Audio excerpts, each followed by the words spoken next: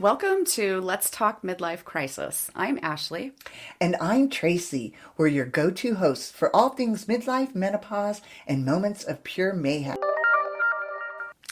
And today we're going to talk about overcoming hopelessness and helplessness. Oh, I'm so impressed, Traci. You did it. Well, I know. It's a tongue twister. It is. And then we've had a couple mimosas, to be honest. We have. It's we're a little more buzzed than normal today, but Honestly, we are. you know, we were having, yes, it is because Deana's here. And we're thrilled. We're thrilled that you're here, and we're thrilled that we're buzzed. Exactly. Exactly. Yes, that's what this show was made on. Yes. Well, drinks were in order because we've, had some Discussions. more discussions in our little friend group that have just been a little challenging. So we're all here for each other. Yes, we are. Yes, we are. And welcome back, Deana. Yes, welcome. Happy to be here. So I really wanted to dive into understanding hopelessness and helplessness.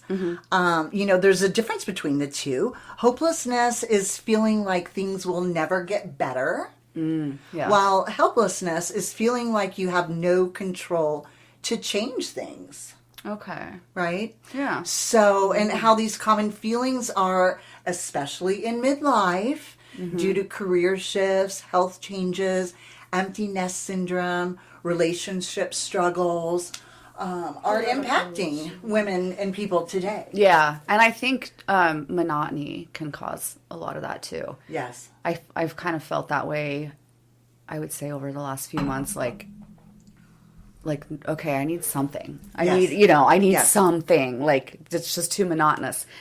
And something came to me, which is cool. But Are you going to share that with us, or are you going to make us wait? no, it was just a business opportunity. As you know, the company that I own, I bought it from a gentleman that retired.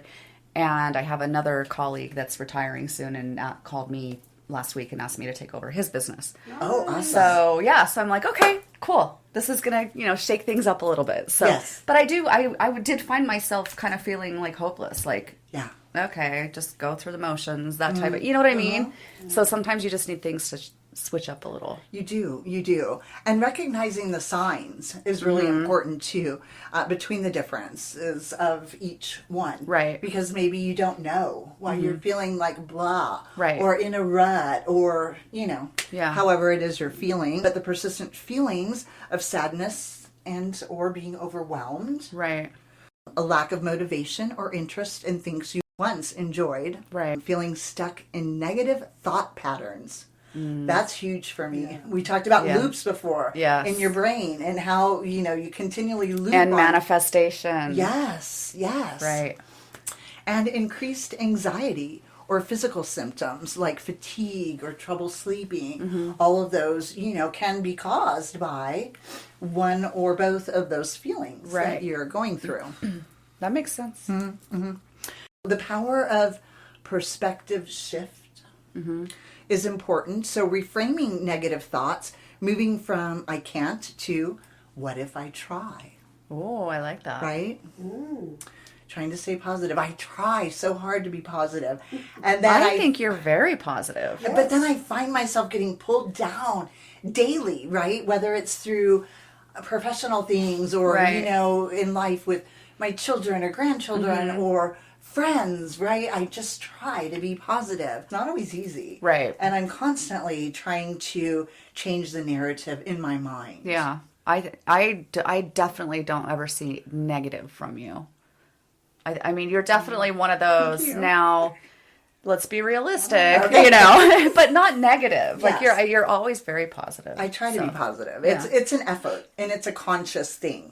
It has become more of a conscious thing. I think as I'm aging, it's more consciousness versus how it was so natural when I was younger. Just to let things go or just whatever. Anyways, it's more of a conscious effort now. Yeah, and it definitely sets the tone for your day, And understanding that emotions are temporary and not permanent truths. That's one thing I tell my kids all the time because they get so worked up over things. And I'm like, is this going to matter in 2 weeks? Is this going to matter in 6 months? Like, what do you need to be this worked up? Absolutely. So important. Yeah, I have this daily reminder that comes up like around 3 o'clock every day. Well, it did when, because that was really important for me to have that reminder at 3 o'clock on a work day. And now that and it was something about, I can't quote it verbatim, and it was something about whatever's upsetting you is not a big deal. Oh, yeah. And I like so, and it was just love people, I'm a work in progress, everybody else is, just these reminders that are helpful. So helpful. Yeah. And needed, right? And absolutely. Necessary. Yeah. And practicing self-compassion and treating yourself with the same kindness that you would show a friend. Yeah. I think that we're really hard on ourselves. I agree. I'm way harder on myself than I am on anyone else. Yeah, I am too. Yeah. It's horrible. Yeah. So small actionable steps towards change are possible, right? And the importance of starting small, maybe a 5-minute walk, a journal entry, or a phone call to a friend. Yes. Right? Or is a way that you might be able to overcome it. Setting micro goals to rebuild confidence and momentum. Micro goals. I've I've never heard that before. Me either. I like that. Right? I do like that. Yeah, that's a good one. Yeah. It's not as intimidating as just micro. saying set goals. What's your 5-year goal? Right. Where do you want to be in 5 years? Like, where do I want to be in 5 minutes? Right. Right. Let's start small. Start small. 5 seconds. And focusing on what you can control instead of what you can't. Mm-hmm. And I have lived by that. So my ex-husband, I was only married once, but my oldest daughter's dad was an alcoholic.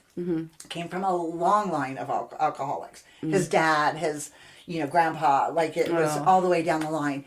So at a very young age, I went to AA and NA, and they have their 12 steps, right? And one of those steps was the ability to accept the things that you cannot change, right? The courage to change the things you can, and the knowledge to know the difference. Exactly. Yeah, that's amazing. And so I learned that from a very young age, and it has just resonated. It's stuck with me, through my whole life. It's called the Serenity Prayer. Yes. And it is, that's a really good one. I mean, like, so many people know that one. And you don't have to be an alcoholic. It's just everyday life now. You're not addicted to anything. I think it's just great advice to live by. Oh, absolutely. Absolutely. Yeah, this is kind of a funny example, but so my daughter got a new phone. And it came in the mail, and she insisted on setting it up right away.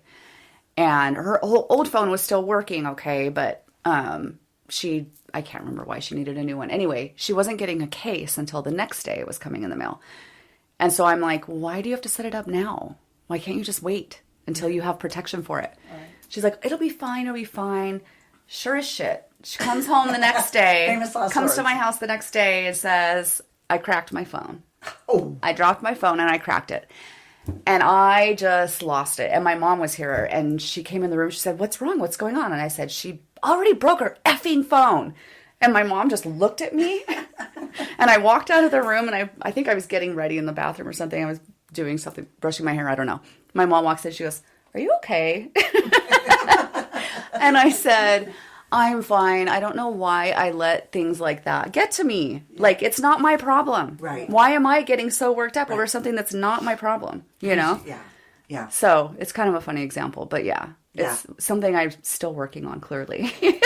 That's a funny example. I hesitate to even say it, but watching the news, I mean, talk about a feeling of helplessness. Yeah. Not hopeless, because hopelessness to me is probably the most devastating feeling that anyone I was going to say dark. imagine. Like, that's what brings to my mind is darkness. That's what brings you to a point of suicide. Yeah. Helplessness, maybe not so much. But well, maybe it's a step in that direction, though. Mm-hmm. Maybe you start with helplessness, and then it evolves into hopelessness. Right. Yes, right? It's definitely and then and depression. But to me, that's the worst. Yeah. That is, and it breaks my heart because whenever I do hear of someone committing suicide, that's the first thing. Oh my God, they were so hopeless. They felt like there was literally there was no other else. option. Yeah, and it breaks my heart to hear about. It is. It's like terrible. Yeah. Yeah.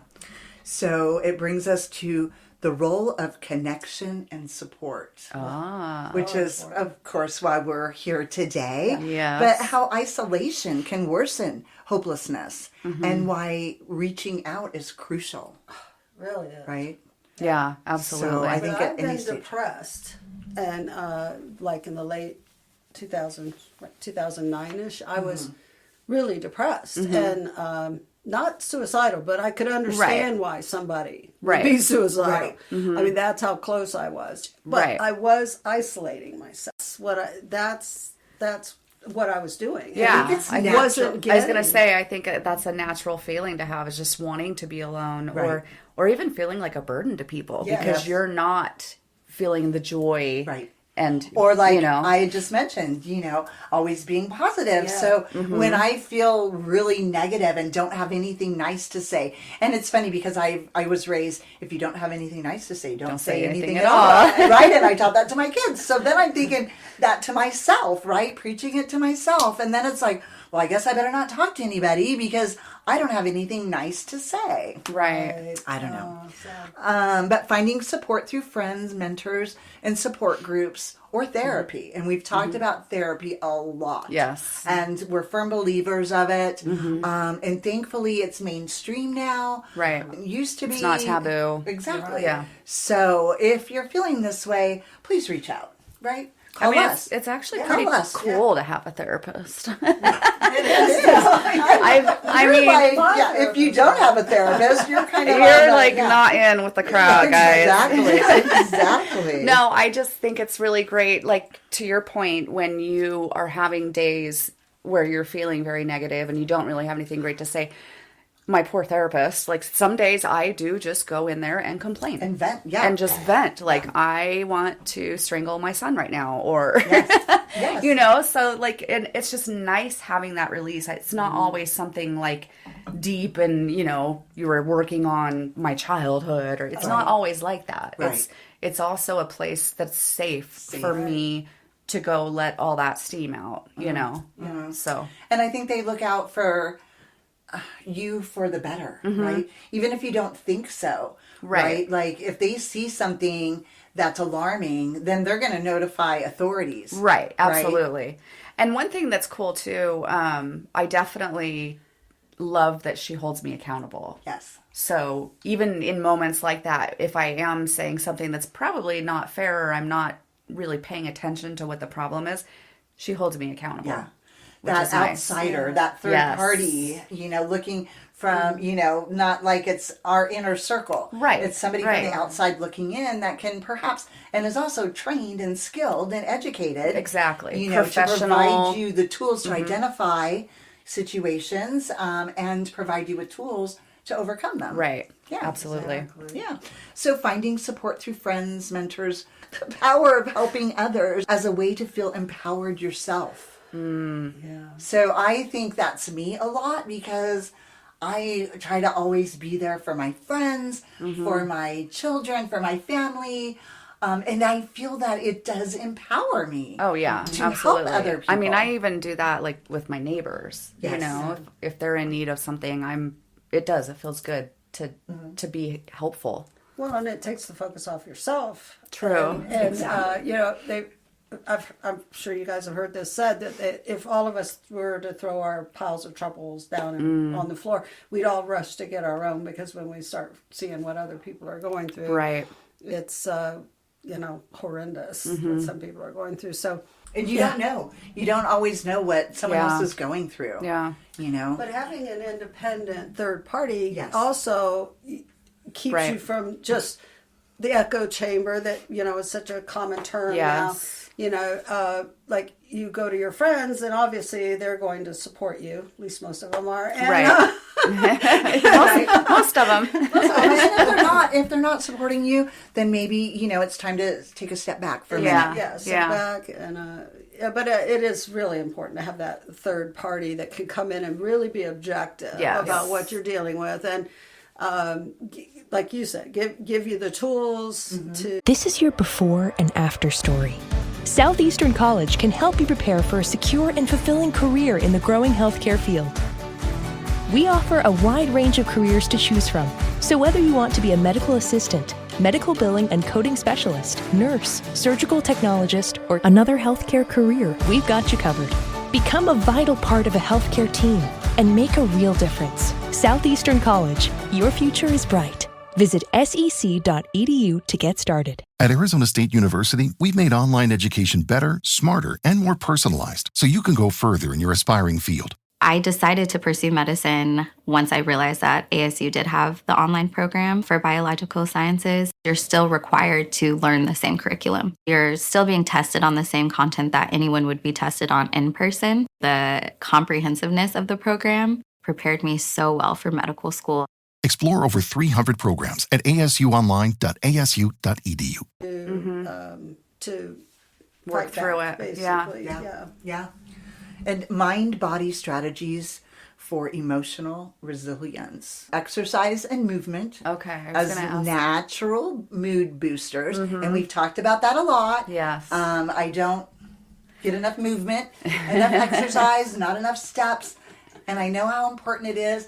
And I feel it. That's the most important thing. Yeah. When it's happening, I know it.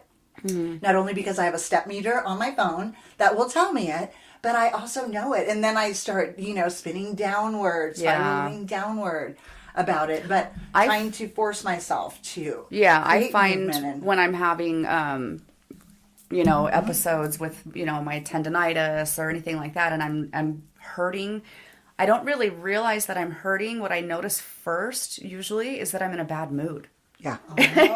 Which is, and then it's like, why am I in a bad mood? Oh, you know what? I'm really sore. I need to stretch. I haven't stretched today. And so, it really can affect your mindset. When I went through my last divorce, I spent hours and hours at the gym every day. I mean, I was there at least 3 hours a day. I remember. But I wasn't seeing a therapist. Right. It was my therapy. Yes. It was my therapy. Well, you, Ashley, are probably one of the first people that I really remember saying how much better you feel when you work out. Yeah. And I've we're like, heard, what? I've heard that so many we times. We got drinking the night before, and crack of dawn, she's at the gym, and we're like, what?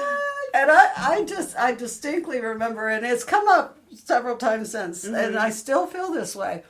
I want to know what that feels like, because I don't know what that feels like. Even when I've tried in the past to get into, spas and gyms and, whatever, fitness things, and it never does that for me, and I want to feel that. Yeah, I mean, I definitely think it's everyone's different, and to some people working out it's work. It's hard. Yeah.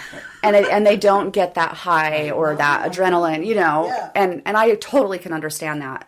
But there's other things, like even just going for a walk. I know that when you were working in the office, you would go on your walks. Which is one of the things I miss now. Right. So somebody asked me how I feel about being semi-retired, but I don't like it. I want to go back to work. You just need to create new routines. Exactly. Yes. Right. True. Yeah. But so for you, that was your joy. It was. And it was movement. Yeah. It was movement. Absolutely. And the benefit of meditation, breath work, and grounding exercises, which we've talked about a lot on our show. Yes. A lot. Yes. Yeah. Another thing that it really helps, again, if you're in a bad mood or feeling anxious or helpless, I think meditation is huge. Yes. It's something that my kids practice with their anxiety. If they're in the moment of having an anxiety attack, they just step away, do a breathing technique, and it just kind of helps the whole body calm, which really, I mean, when you have anxiety, it's a huge physical effect, Yes. So if you can just calm your body, then it helps your mind too. Yes, 100%. 100%. And nutrition's role in mental health. Right, reducing sugar, increasing omega-3s, etc., is very helpful, and we've talked a lot about that. Right, diet, nutrition. We were just talking about that prior to the show, how important it is. So those types of things are things to keep top of mind when you're feeling that way. Take a look at it and what can you change? And maybe it's not a radical change. Right. It's just something so small. Right? I've, in the last few years, heard that a lot, that your diet can drastically affect your mental health. Yes. Which is nothing I ever really would have thought of before. You know, to me, it's just physical. Right. But that's not true. It is, I mean, and if you think about it, you know, yeah, it's nice to have, you know, cheat and have the greasy hamburger and French fries, and it feels good eating it. But then afterward, it's like, ugh. Yeah. Like my gut feels heavy. I'm tired, you know. So I think if that's like a pattern, that's something that you're doing frequently, you can kind of pin it down and go, okay, maybe I should only do that twice a week. You know, things like that, just small changes. Oh yeah, absolutely. Yeah, and I that's what we were talking about before the show was nutrition and its relevance to literally every single process in our bodies, and maybe it's only recent that they've been talking about the effect on mental health from the foods that we eat. Yeah. But I mean, like we know, like I didn't know, but the people that suffer from inflammatory issues like arthritis, I think is a prime example. Right. Thank Arthritis God I and don't tendonitis right here. Really? Yeah. Thank God. I mean, I'm way older than you, and I don't have any of those issues. I don't know why. Maybe because I haven't been working out. No, I'm kidding. But it could be, because the tendonitis did not start until I was lifting heavy weights. So. Oh, wow. Yeah. Interesting.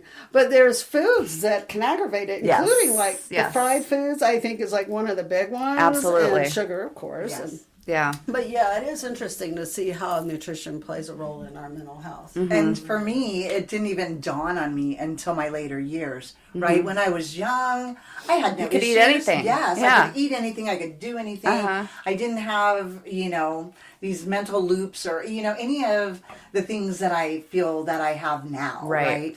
So, but what we'd like to talk about is building a hope toolkit. Oh. So Do tell. keeping a gratitude journal to shift focus to positives. Okay. Yeah. We talked about that a lot. Manifestation. We highly believe in that. We practice it regularly ourselves. And this is something that I also do. But sometimes I think I just do it now because I've done it for so long. Yeah. But I've also talked to my children about doing it. Is creating a playlist of uplifting songs, which is what I call my happy music. Go to your happy place. I love that. You know, I tell my son all the time, I know you're getting stressed and stuff's, you know, affecting you, if it's, you know, at home or the kids or work, and just put your happy music on. Music is very therapeutic for me. transcendent. It really is. Yeah. Engaging in creative or fulfilling activities that bring joy. Yep, that's another one that I think is really helpful for me too. I think I've mentioned before, I went through a period where I wasn't happy about anything. Like nothing brought me joy. Yeah, it was really, I was just kind of in this like really rough patch, and ended up getting on an antidepressant, which helped immensely. Again, therapy, psychiatry, it's all great. But yeah, and now I'm doing things that I enjoy again. And whereas before, not only did I not want to do them, but if I did do them, they didn't bring me joy. And it was just a serotonin, dopamine imbalance. Right. Yeah, that's all it was. Yeah. But yeah, that's really sad if you get to a point where things that used to bring you joy don't anymore. So be very in tune with your body and what you're experiencing, and get the help if you need it. Yep. And having affirmations or mantras for tough moments. So, you know, in effect, trying to be prepared. Right? Like happy music. Have your playlist. Or even like Deana's reminder on her phone every day that will pop up, you know? Yeah. Right. You know, I love that. Afternoons, you just start, you know, feeling dragging and those types of things. So, And also it's important to know when to seek professional help. Yes. And we've talked about it, you know, till we're blue in the face, but recognizing when feelings become too heavy to manage alone. Right? That's a warning sign, something to look for. Your friends can't help you. You're still feeling depressed or whatever. Right. The importance of therapy, coaching, or medical support. Right. We talked about medication. And one of our most recent guests, Carla Joy, who is a life coach, she and Debbie Weiss as well. Yes. They just make me smile. I know. Even just Every time I see about them or seeing them, they just make me smile. And I think, like, you know, when I was trying to think of getting motivated, I thought, I bet Carla Joy could keep me going. Like, I need to call her. But yeah, whatever it takes for you. And debunking the stigma around mental health help. Right? It's strength, not weakness. It's a strength and not a weakness. Yeah, absolutely. It's still, I'm with you, Deana. I still don't feel like there's enough awareness around it. It's just, you know, I've been very vocal about my situation, you know, and my kids, what they struggle with. It's something that runs in my family, unfortunately. Yeah. And you just really have to reach out to your resources and take care of yourself. Because it can get really bad. Don't worry about what anybody thinks, even if they don't agree exactly. with you, that's fine. But I do see it's getting better. Yeah, it is. It is. At least as far as the acceptance, the stigma, you know, going to counseling and things like that is so important. It's crazy. I still think kids need to be taught more, though, like I said, to be in tune with your body and what, you know, you're dealing with, and not just kids, adults too. But I think it's easier to identify it when you get more mature. Yes. Right? Absolutely. So, and also I think that people our age has gone through something in their life that has created a feeling of hopelessness or helplessness. I mean, that's it's almost impossible to you know, get around at some point. So I think once you get our age, you've either went through it. Right. Or you're going through it. Or you're going through it. Or you're going through it. Yeah. Right. And there's right. no getting around it. Yeah. They're and that's what took me to therapy initially, was the way I was handling a lot of the trauma in my life at that time, you know, the loss of my mother-in-law, the loss of, you know, the suicide of my cousin. There was just a lot of heavy stuff going on. You know, my son was having issues, and the way that I coped as a young adult, that's what I was still doing, and it wasn't working for me anymore. Right. Yeah. But I didn't know any different. Right. You know, and I had a lot of trauma in my childhood. Yeah. I've actually been diagnosed with PTSD. And that's what was triggered when I was going through trauma again. But the way I used to cope was no longer serving me. Right. And so that was what took me to therapy. So again, if you ever feel like you're in a place like that, if, you know, just really pay attention to what you're feeling, what you're thinking, and what you're doing. Right. And that you're not alone. Right. You are not Especially if alone. It's that feeling of hopelessness. Yes. Because that's the scary one. It is. Me. That's the line. Very Hopeless. scary. Yeah, hope is always possible, even when it doesn't feel like it, right? Just because you're alive. Yes. You have hope because you're alive. Things can and will get better in most cases. Right. Take it one day at a time. Yeah. And like I've told my son when he's going through his challenges, many challenges, but you know, and if it's not a day at a time, an hour at a time, or a minute at a time, Exactly. you know, whatever is necessary for you to get through this, right? And change happens one small step at a time. Just take the next step. Well, that wraps it up for today. Thanks for joining us on Let's Talk Midlife Crisis. We hope you got some laughs, a little inspiration, and maybe a few new ideas. If you loved today's episode, hit that subscribe button so you'll never miss an episode. And hey, share the love. Send this episode to a friend who could use a good laugh and some midlife wisdom. Connect with us on social media at Let's Talk Midlife Crisis and let us know what's on your mind. We love hearing from you.